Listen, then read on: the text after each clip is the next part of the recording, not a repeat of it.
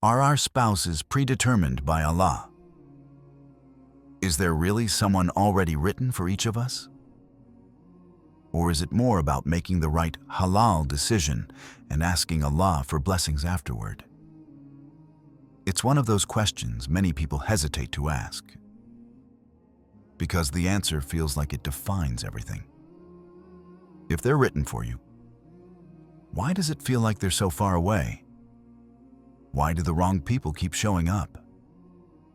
Why is it starting to seem like maybe you're meant to be alone?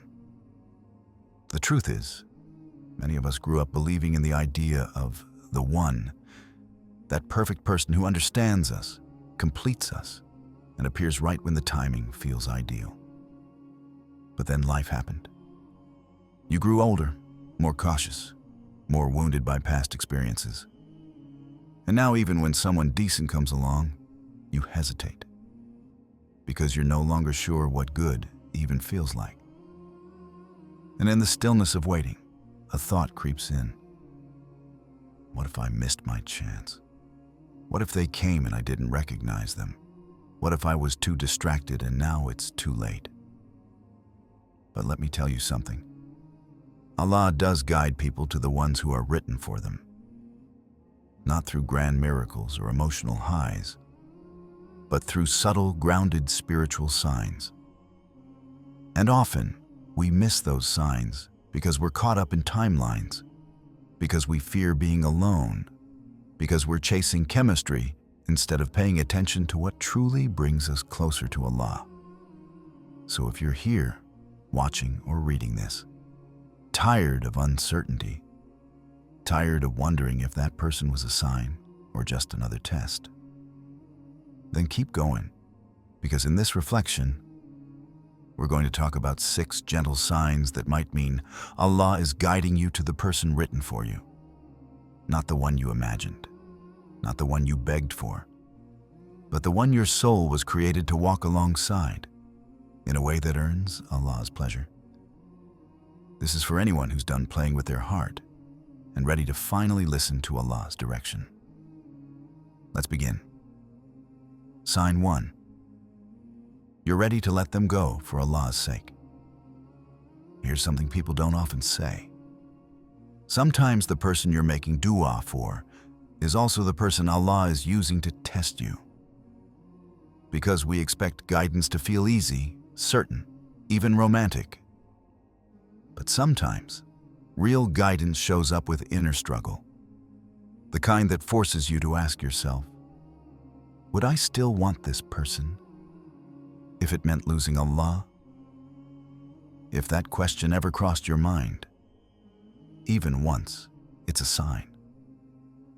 Not because you're spiritually weak, but because your soul is still awake enough to know no connection is worth your akhirah.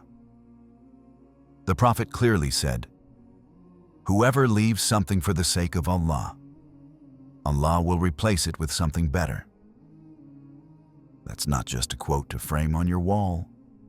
It's a truth you'll feel when you start pulling back from someone. Because the boundaries are blurring. Because conversations are becoming too flirtatious. Because suddenly, marriage becomes an excuse to cross lines. It's easy to stay when things feel good. But it's a different kind of strength when you walk away. Not because you stopped caring, but because your longing for Allah finally outweighed your longing for them. Sometimes, the person you let go wasn't even haram. They were good. They checked all your boxes. But something just felt spiritually heavy. There was a delay, or maybe dua felt harder, and your heart was torn between faith and fear. Your nafs screamed, what if I never find someone like this again? But your soul whispered, even if it hurts now, I'd rather lose a person than lose the one who writes all people into my life. That isn't heartbreak. That's spiritual growth. If you've ever chosen silence over sweet talk, distance over late-night texting, Allah over longing, then whether you realized it or not, you were being guided, because Allah doesn't just lead us toward the right person. He lovingly steers us away from the wrong one too. Even if your heart held on, even if your nafs still doesn't get it.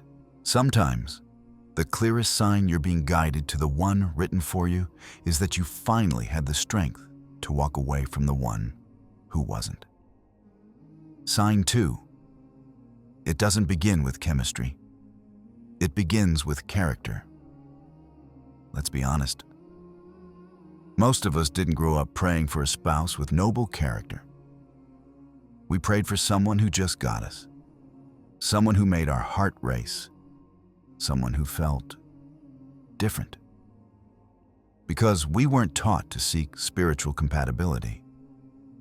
We were conditioned to chase emotional familiarity, often with the wounds we never healed from. That's why we've mistaken chemistry for a sign from Allah.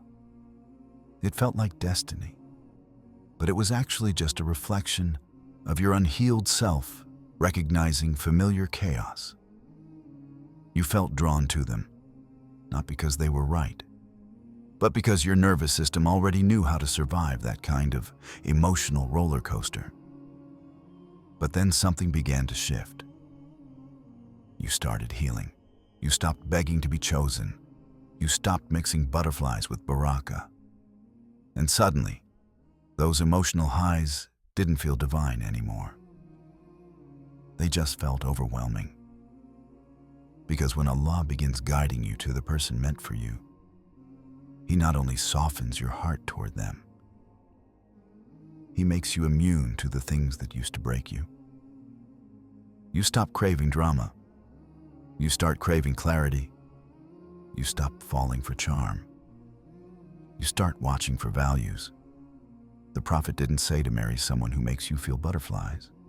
He said, if someone whose faith and character pleases you comes to you, marry them. Why? Because charm fades, but character remains. Because when marriage gets difficult, and it will, you don't need someone who knows your favorite dessert. You need someone who fears Allah when they're upset with you. You don't need someone who says the right thing when you're happy. You need someone who acts right when they're frustrated. If you've reached a point where you'd rather wait for peace than rush for potential, rather be alone than be manipulated, rather be respected than be romanticized, that's a powerful sign of growth. Because Allah doesn't just send you the right person. He teaches you how to stop accepting the wrong ones. He prepares your heart to recognize love that's pure, not loud. Love that's clear, not chaotic. And maybe the reason it doesn't feel like a fairy tale is it's not meant to. It's meant to feel grounded, secure, peaceful. That's how you know it's from Him. Maybe it's not supposed to feel exciting at first.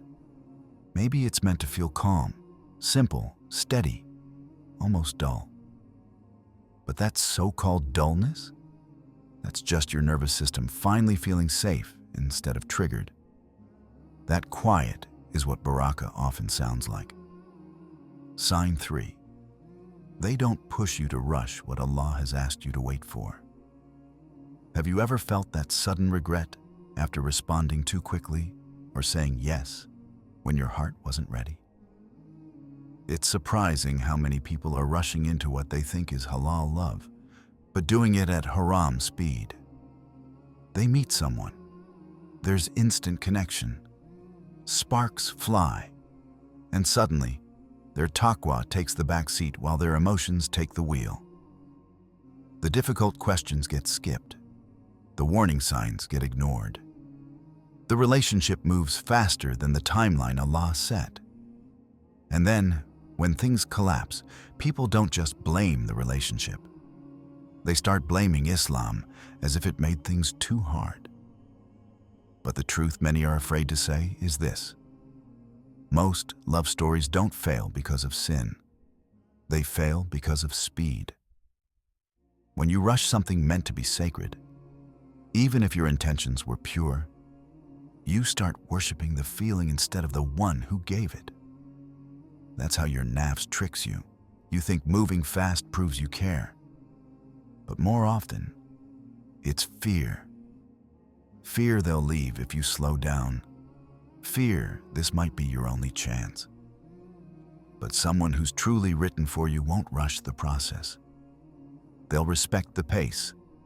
They won't see Allah's limits as obstacles. They'll see them as sacred lines they won't cross, even if it means holding back their own desires.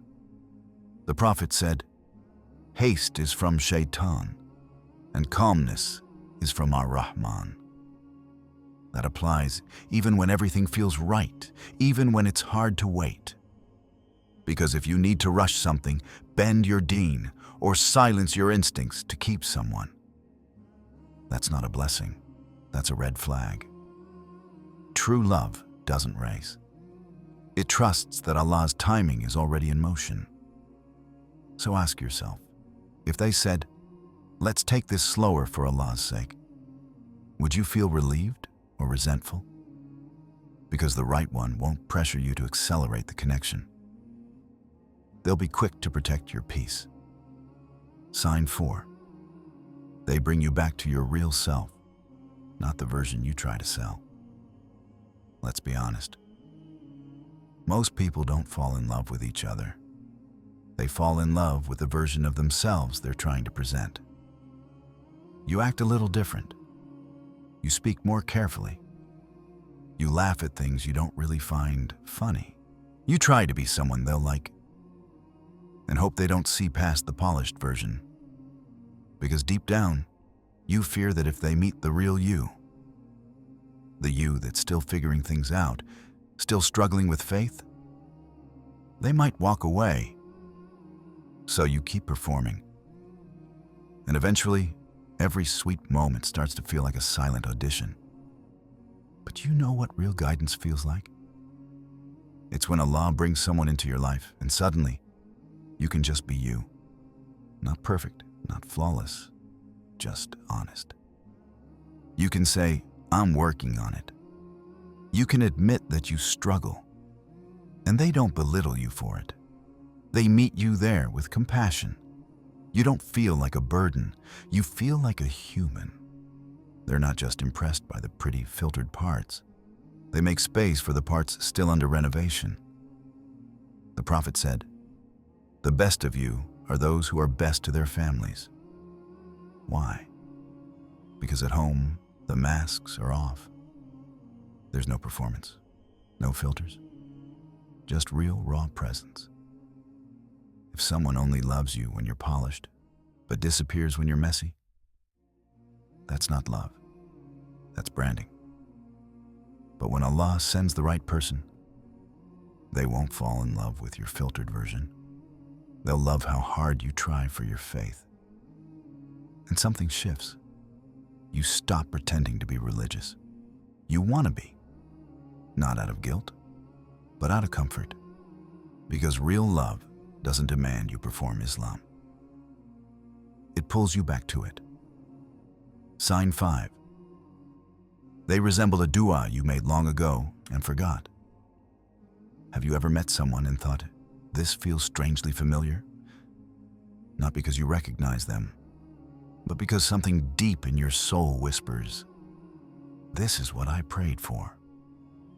Not the checklist dua, not the tall, kind, stable job one, but the raw, broken dua you made when you were tired, when you just said, "Ya Allah, I'm exhausted.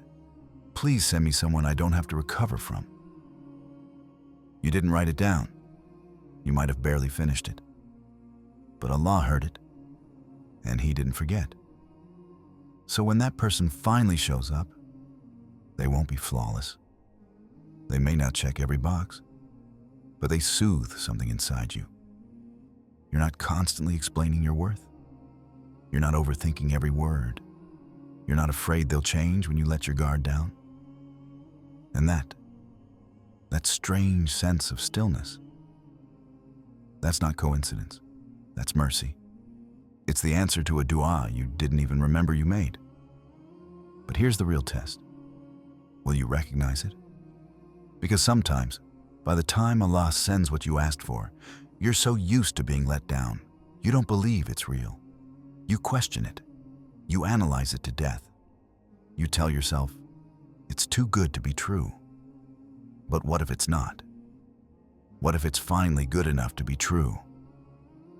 And maybe this isn't a test of patience. Maybe this is a test of acceptance. So if the connection brings peace, if it reflects what your soul once cried for, if it quiets your fears instead of feeding them, don't dismiss it. It might not be a fantasy. It might just be Qadar, finally arriving. Sign 6. Istikhara brings more than just signs. It brings clarity. Let's be real. Most of us only pray Istikhara once we've already made up our minds. We're not truly asking, is this right for me? We're asking, Ya Allah, make this work. Then we wait for some dream, a feeling, a signal. We overanalyze their text response time. We try to decode their tone. We wonder if their mom smiled for an extra second, like we're running some sort of spiritual matchmaking algorithm. But what if we've misunderstood what Istikhara really is? It was never meant to be about dreams, butterflies, or instant feelings. It's not a form of magic. It's not a shortcut to your desires. It's an act of surrender. It's you turning to Allah and saying, Ya Allah, if this is truly good for me, open the doors. But if it's not, close them, even if I keep asking you to open them. And here's where it gets uncomfortable. Most of us don't actually want truth. We want reassurance. Because deep down, we suspect that if Allah showed us what's real, we might not want to accept it. Maybe they're a good person, but not good for you. Maybe everything aligns on the surface, but your heart is always tired. Maybe they're ready for marriage, but not ready for you. Istikhara doesn't just send signals. It uncovers attachments. It brings your emotional confusion into focus. It peels back what your nafs wanted to ignore. And most of the time, you won't get a vivid dream or a magical answer. Instead, something will simply shift. You won't fantasize about the future so much. You won't feel the urge to reply instantly. You'll stop twisting your limits to keep the connection alive. Instead, things will start becoming clearer. Not just about them, but about yourself. That's what real clarity looks like. It doesn't always hand you what you hoped for. Sometimes, it gives you back your sense of self. The version of you that places her trust in Allah more than her feelings. The version that learns to let go even while it hurts. The version that finally understands. When Allah is quiet, He may not be rejecting you. He's protecting you. So if you've made Istikhara and now you're confused, maybe the answer already came. Maybe your peace disappearing was the answer. Maybe Allah isn't being silent to punish you. He's guiding you in a direction you don't yet understand. But instead of looking for miracles or mystery, start looking for alignment. Because when something is written for you, it won't need constant begging or overanalysis. It will make sense because Allah will make it make sense. That's the difference between someone your emotions chase and someone your Lord is leading you to. Let's be clear. This message wasn't made to convince you that love is around the corner. It's not a checklist to unlock a perfect relationship. It's a reminder of how Allah's guidance often arrives in real life. Not through fireworks, but through quiet signs, moments that settle you, and emotional shifts you almost dismiss. And maybe now you're seeing it. You felt those signs. You just didn't recognize them for what they were. You thought losing interest meant confusion. You thought walking away was weakness. You thought that peace was just boredom. But what if that was Allah guiding you all along? And here's a truth rarely spoken. Sometimes Allah doesn't lead you to someone. Sometimes He leads you away, gently, painfully, but unmistakably. The heartbreak, the closed doors, the connection that didn't last. It wasn't rejection. It was redirection. It was a form of mercy wrapped in silence. Because love in Islam isn't about thrills and butterflies. It's about someone who reconnects you to your fitrah. Someone who softens your heart, not shakes your soul. Someone who reminds you of Allah, not replaces Him. So if you're sitting with the thought, what if I missed the one Allah wrote for me? Take a deep breath. You haven't missed anything. What's meant for you doesn't pass you by, as long as you're walking toward Him. And if this message stirred something in your heart, maybe leave behind a quiet dua. Not for attention, not for numbers, but just for sincerity. Something like, Ya Allah, don't let me chase what you're protecting me from. Because sometimes, that small prayer is the first step toward a better, more peaceful path. If this message gave you some clarity, pass it along to someone else who's quietly questioning what love is truly supposed to feel like. Until then, take care of your heart and let Allah continue to guide it home.